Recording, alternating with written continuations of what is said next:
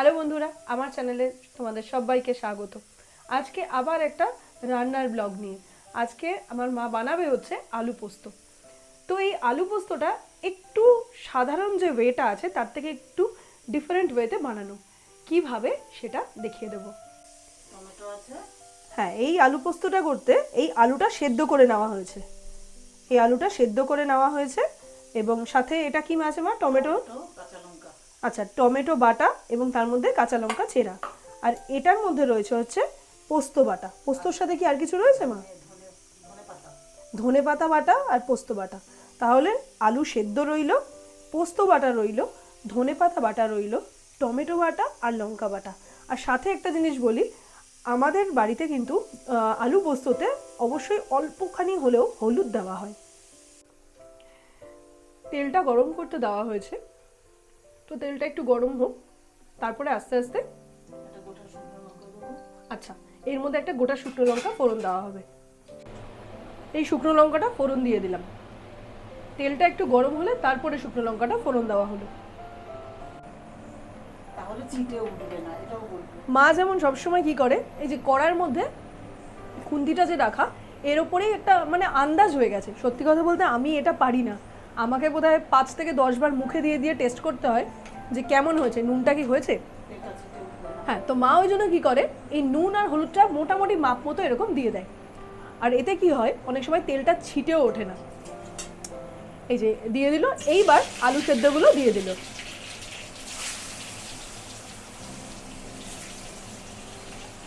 আলু সেদ্ধগুলো কিন্তু আলুগুলোকে দেখতেই পাওয়া যাচ্ছে, এই যে আলুগুলোকে মাঝখান দিয়ে জাস্ট একটা হাফ করে কেটে কুকারে সিটি দিয়ে নেওয়া হয়েছে। এরপর এটা আস্তে আস্তে কি হবে, এটা আস্তে আস্তে ঘেটে যাবে, তো সেটা দেখাচ্ছি। এখন এইভাবে আলুটাকে কিছুক্ষণ ভেজে নিতে হবে।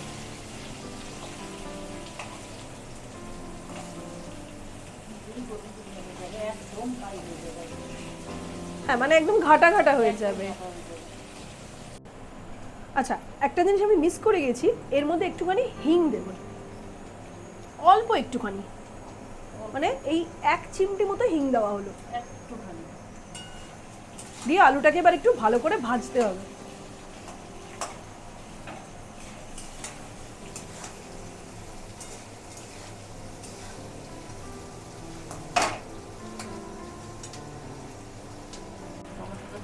আলুটা ভাজতে ভাজতে পুরো একদম একটু ঘাটা ঘাটা হয়ে এসছে। এবার টমেটোটা দিতে হবে, এই টমেটো বাটা আর লঙ্কা চেরাটা। এবার এই টমেটোটা দিয়েও কিন্তু অনেকক্ষণ কষাতে হবে ভালো মতো। আলু পোস্ততে জেনারেলি কি হয়, ম্যাক্সিমাম ক্ষেত্রে আলুটাকে ভেজে নেওয়া হয়, বা টমেটো তো দেওয়া হয় না, বা অনেক ক্ষেত্রে আলু পোস্ততে কিন্তু হলুদ দেওয়া হয় না। তো এটা হচ্ছে আমাদের বাড়িতে মা চিরকাল আমি দেখেছি এটা একটু ডিফারেন্ট স্টাইলে মা করে। আলুটা সেদ্ধ করে নেয় এবং এবং তার মধ্যে, আচ্ছা এটার তার মধ্যে বলি আগে একটুখানি অল্প একটু নুন তো দেওয়াই ছিল, একটু মিষ্টি দিতে হবে মোটামুটি, মানে মিষ্টি যেন না হয়ে যায়, খুব সামান্য অল্প একটু চিনি। তো এই আমাদের বাড়িতে এটা কি হতো, সবসময় প্রায় আলুটা এরকম সেদ্ধ করে নেওয়া হতো এবং খুব সামান্য হলেও একটু হলুদ দেওয়া হয়। আর এই যে টমেটো বাটা এবং তখন যে দেখালাম পোস্ত বাটা, তার সাথে ধনে পাতা বাটাও দেওয়া হয়। এটা এবার একটু পুরো কষিয়ে নিতে হবে। হ্যাঁ, আর হিংও দেওয়া হয়েছে। আমি লাস্টে ইনগ্রেডিয়েন্টসগুলো আরেকবার একটু বলে দেবো। তেলটা ছেড়ে এসছে কষতে কষতে।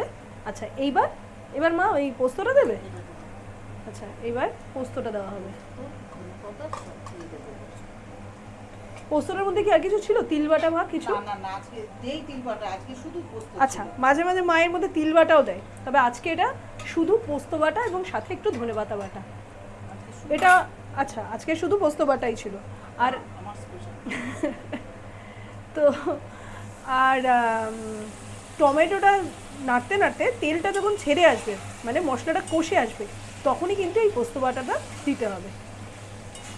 আর পোস্তটা একটা জিনিস যদি খেয়াল করো, দেখবে যে একদম ফাইন পেস্ট নয়, মানে স্লাইট কম পেস্ট আর কি, একটু আধা বাটা বলা যেতে পারে।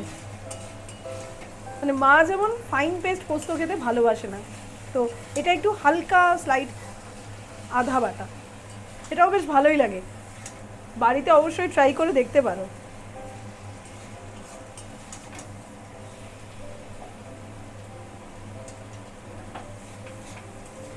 রেডি হয়ে গেছে আলু পোস্ত। তো এটাকে এবার নামিয়ে নেওয়া হলো।